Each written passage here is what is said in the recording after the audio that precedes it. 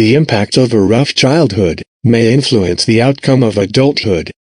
Because of developmental delays and the adult consequences of trauma, which often include substance abuse, eating disorders, depression, higher risk for many health problems, behavioral issues, and difficulty in personal relationships and professional development.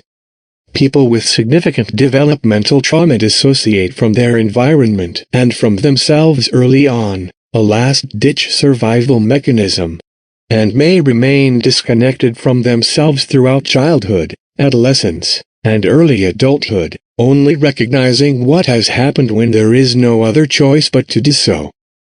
Richard Lee Tabler did not have a happy childhood, as his parents were tangled in a troubled marriage. His father wanted his pregnancy terminated and forced her mother to abort the pregnancy.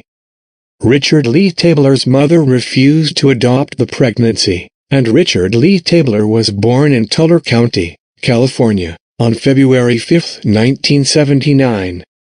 Tabler's mother neglected him due to her work schedule and often left her son under the care of his older sister and older brother, and she was rarely home, and left for good when Tabler was merely 10.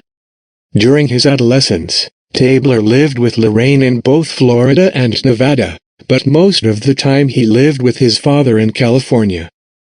During his adulthood, Tabler was found guilty of second-degree burglary, as well as escape and assault of a police officer in California. Tabler was sentenced to 3 years in prison. Apart from this, Tabler had a history of threatening law enforcement officers and fellow inmates. On one occasion in 2003, Tabler was caught for parole violation, and he escaped from a patrol car while handcuffed, and kicked the windows of another patrol car after he was again arrested and brought into custody, and later threatened his parole officer by claiming he would take care of him and his family. At 25 years old, Tabler was living a chaotic life. The Central California native had been stealing cars, running drugs and doing them, and had done some hard prison time. Tabler would try to get his life straight, but it would never stick. After bouncing around the country between Florida, California, Oregon, Michigan and parts in between, Tabler ended up in Killeen, Texas, where his mother and older sister were living. In a fit of rage on November 27, 2004, Tabler shot and killed Mohamed-Amine Rahmouni, the co-owner of a local strip club with whom he'd been dealing, as well as a friend of Amin's, Haitham Frank Zayed. 2 days later, Tabler shot and killed 18-year-old Tiffany Loraine Dotson, a dancer at the club he says he'd been seeing, and another dancer, 16-year-old Amanda Benefield. On November 26, 2004, also Thanksgiving Day, Tabler contacted Rahmouni, offering to sell him some stereo equipment for $1,500 and arranged to meet up at the parking lot of a local business. After this, 25-year-old Haitham Frank Zayed, a friend of Rahmouni, drove Rahmouni to the meet-up point, and after the pair arrived at the location, Tabler, who was accompanied by Payne inside the pickup truck, shot Zayed and then Rahmouni, and Payne also videotaped some of the shootings. Tabler would later drag out the bodies of both Zayed and Rahmouni from their vehicle, and even delivered a second shot to Rahmouni, who was still alive when he was brought out of the car. On March 21, 2007, Tabler was found guilty of murdering Rahmouni and Zayed as charged by a jury.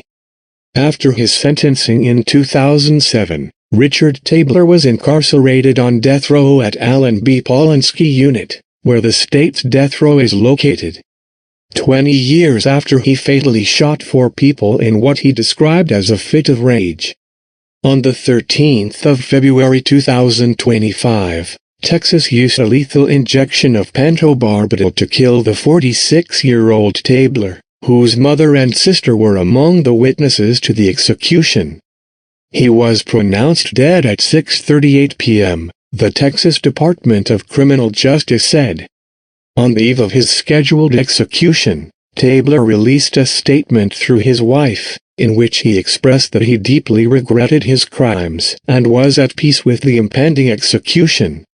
Tabler's 77-year-old mother, his older sister, and his wife all agreed that Tabler was no longer the person he was back then when he killed his victims, and stated that he looked out for the other prisoners and even raised a baby lizard in his cell.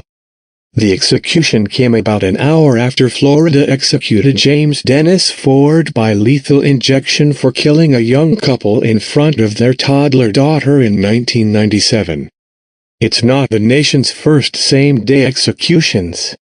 It happened twice last year alone in the U.S., which executed more of its citizens than all but 3 other countries in 2023, Iran, Saudi Arabia and Somalia. Richard Lee Tabler's last words 15 minutes after a lethal dose of the powerful sedative pentobarbital was administered in his arms. "There is not a day that goes by that I don't regret my actions," Tabler said, strapped to the death chamber gurney, looking at relatives of his victims who watched through a window a few feet away. "I had no right to take your loved ones from you, and I ask and pray, hope and pray, that one day you find it in your hearts to forgive me for those actions," Tabler said. "No amount of my apologies will ever return them to you." He expressed love to his family and friends, lawyers and supporters, and he thanked prison officials for their compassion and the opportunity to show you that I can change and become a better man and rehabilitate. After apologizing several more times and saying this was the beginning of a new life for him in heaven, he told the warden, "I am finished." As the drugs began, he mouthed once again, "I'm sorry," then began breathing quickly. After about a dozen breaths, all movement stopped.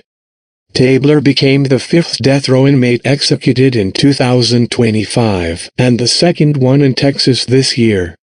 Another 12 executions are scheduled for the rest of the year, but that number is almost guaranteed to go up. Next month, 5 states will carry out executions: Texas, Oklahoma, South Carolina, Arizona and Louisiana, which is planning to become the 2nd state to use the controversial nitrogen gas method that Alabama began using last year. Thank you for watching Death Row.